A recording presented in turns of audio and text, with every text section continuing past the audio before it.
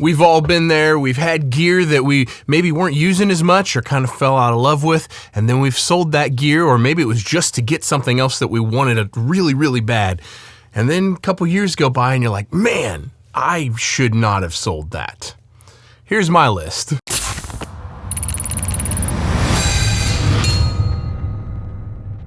Hey everyone, I'm Cole Caparoon. Thank you for stopping by for another video. I know we all have lists like this, but I thought that this would be a cool one because some of this stuff has gotten quite expensive and quite hard to find. And so I am not sure that I'll ever acquire them again. The first piece of gear that comes to mind was a set of microphones. I had 4 of them, and they were the Audio-Technica ATM 25s. I used these on guitar cabs and I used them on toms when I was recording drums. And they were really good. But for whatever reason, I was using some other mics a little bit more often, and I don't even remember what I sold them for, but I needed some money to pay for something else. And so I sold all 4 of my Audio-Technica ATM 25s. Now I haven't looked real recently, but the last time I found some of these for sale, they were going for well over $250 a piece. And I think I sold them for $100 a piece. And so rebuying $1,000 worth of tom mics is not top priority for me at the moment. I'm not sure it ever will be, but those are fantastic guitar mics and fantastic tom microphones, and I should have never sold them. Next up on the list, vintage Sennheiser 409 microphones. Now the 409 is the exact same microphone as the 509 Blackfire. If I remember right, the 509 Blackfire, they came out with a year or two later, and it was the American version, and the 409 was the kind of the rest of the world. I might have that wrong, but that's what I remember. And these are a fantastic guitar microphone. I really, really liked it a lot, but I sold it to get my Royer R121. And at the time, I think I sold it for like $200. No one knew what they were. They were not highly sought after, but now the Sennheiser 409s are sometimes going for over $1,000. The 509 Blackfires, which again sonically are identical, they go for in the $800 to $900 range all the time. It's now expensive enough, I will probably never own one again. I am not sure that they're worth that much, but they are absolutely fantastic. Next up, this one really bums me out. I've kept my eye out for one of these for nearly 16 years now, and I have yet to find a good one, and I will buy one back if I find a good one that's not outrageously expensive. I once had a Gibson Les Paul standard double cut. Now the double cut is kind of rare in and of itself. There weren't that many of the Les Paul standard double cuts, but mine was super uncommon because it had 24 frets. It was a 24 fret Gibson Les Paul standard double cut, 24 fret with a black stain flame maple top and gold hardware, and I'll see if I can find a photo of one. It was an unbelievable guitar. I bought it brand new, but I found a PRS that I wanted. I was working in a music store at the time. I found a PRS that I wanted, and I traded in the Gibson for the PRS Custom 24 with the intent to purchase it back. And I was the salesman there, and I did all the guitar tech stuff there. And so I tried to convince the store, my bosses, to just keep it in the back and let me buy it back in a couple weeks. And they're like, no, it's got to go up on the wall out in the showroom. And I'm like, okay. And so I was kind of steering people away from this guitar and just, you don't want that one. That one's not very good. Take a look at this one instead. And finally, this guy came in about a week and a half later, and he was real adamant. He went straight to my old guitar, and he picked it up, and he fell in love with it immediately. He's like, I want this one. And I'm like, yeah, but check out this one. What about this one? He's like, nope, this is the one. And I'm like, okay. I was like, here's the thing, dude.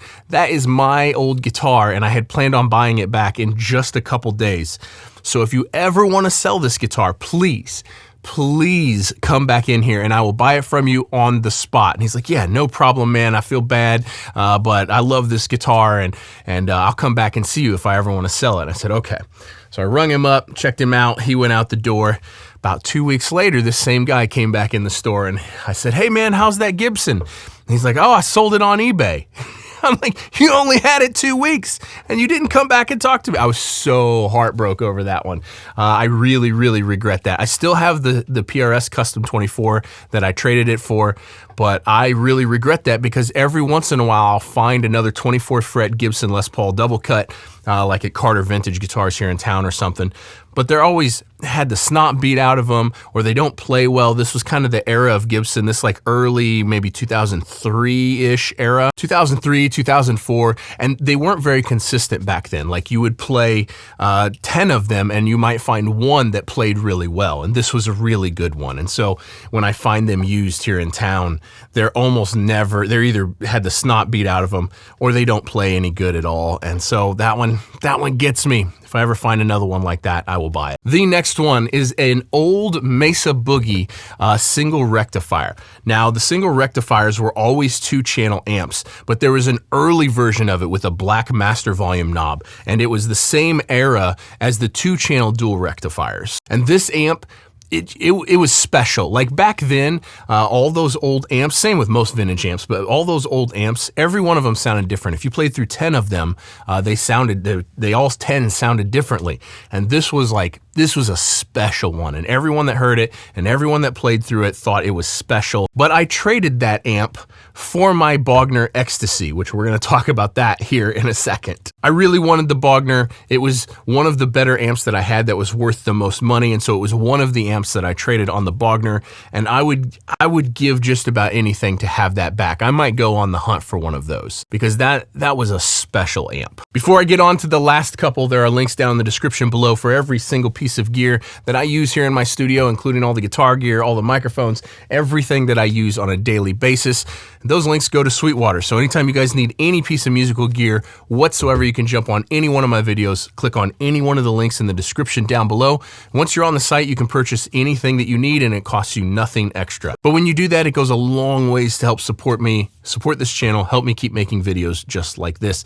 So thank you so much to Sweetwater for sponsoring this video, and huge thanks to you guys for using the links in the description of any video anytime you need to purchase anything at all. So I traded the Mesa Boogie to get the Bogner, the Ecstasy 101B. I played through the Ecstasy 101B when I was 19 or 20 years old at Making Music in Chicago. I was like, this is it. This is the holy grail of guitar amps. This is everything I want. It's the perfect amp for me. But it was like $5,000 or $6,000 for the half stack, and I didn't have that at the time, not even close. And so I had bought and sold a bunch of Mesa Boogies and a few Marshalls and a few other amps, trying to scratch that itch that the Bogner gave me. Like, how do I get the Bogner sound without paying the money for a Bogner? I mean, long story short, I ended up losing more money buying and selling a bunch of amps over a bunch of years than if I would have just saved up and bought the Bogner. But eventually, the music store that I worked at, we became a Bogner dealer. And the first amp that we got in, a Bogner Ecstasy 101B. And the second it came in, I was like, I have to. I just have to. I have enough amplifiers that if I trade a bunch of them, it'll cover the cost of the Bogner. And so I did that. And I played probably 800 to 1,000 gigs with that Bogner. It wound up on many dozens of records, hundreds of songs for sure in the studio, and it was one of my prized possessions. And then when I moved here to town, I met the people at Third Power, and I fell in love with the Citizen Gain CSR, and I ended up selling my Bogner to get my Third Power, which I still have. But I wish I would have had the Bogner back. I actually picked up a Bogner Ecstasy 3534 to kind of scratch that itch, and it is a fantastic amp. I'll be doing a video on it soon. Now, there is one piece of rack gear that I kind of wish that I would still have. It's the only one that stands out to me because I don't really sell a lot of rack gear, but this one stands out to me, and it was a Charter Oak SCL1. I don't think the company's even around anymore. It was not a big company. It was a very small boutique company. It was a pretty expensive compressor, $3,000 or $4,000 for the compressor. And it was just a really unique compressor, and it was the most transparent compression ever. But transparent, so it was so transparent that it lacked character almost. And that is one of the reasons why I sold it, because I was using it as a mixed bus compressor for a long time, and I decided I wanted to go towards an SSL style, aggressive, smacky, characterful compressor for my mixed bus, and the Charter Oak just didn't have it. But man, what I would give to have it now for piano and acoustic and that kind of stuff. It was a really, really great compressor. But that leads me on to what is the mental process that makes me sell gear? How do I choose when to sell gear, what to sell, and what not to sell? Because at this point, I've learned a few things. I've learned a few things because I've seen a few things. Is that how the saying goes? No, it's we know a few things because we've seen a few things. Whatever, however the saying goes. So I have 2 rules that I follow when deciding whether or not to sell gear, and this really helps me minimize the regrets. The first rule is if I haven't used something, I need to have not used it in at least 6 months. If something has just been sitting for 6 months or longer and it's just collecting dust, then I'm okay with selling it as long as I'm gonna take all of that money and put it into something that I'm gonna use far more often. That's my rule. It has to go towards something that I'm going to use far more often. Every dime that goes into music gear in my life, it has to stay in music gear. I almost never sell music gear to buy things that aren't music gear related. And that's one of the reasons I have the collection that I have. It's constantly, even when I'm selling stuff, it's to buy more stuff. So that's the first criteria that it has to meet. And if it doesn't meet that criteria, the second rule is it has to be to acquire a piece of gear that will make a very meaningful difference in what I do, a much bigger difference than the piece of gear that I'm selling. So if it's a piece of gear that I will use far more often, or if it's a piece of gear that's a higher quality or a much better version of the thing that I'm selling, then I will consider selling it. But it has to be sitting for 6 months, or it has to be going to fund a piece of gear that is just significantly more impactful to my day-to-day life. And those are the only 2 reasons that I sell gear. Hope you guys enjoyed this one. Thank you so much for watching. Don't forget to hit the links in the description down below. Oh, also, if you want to first crack at one of these when they go live, sign up to the email list down below. I'll see you guys in the next one. Peace.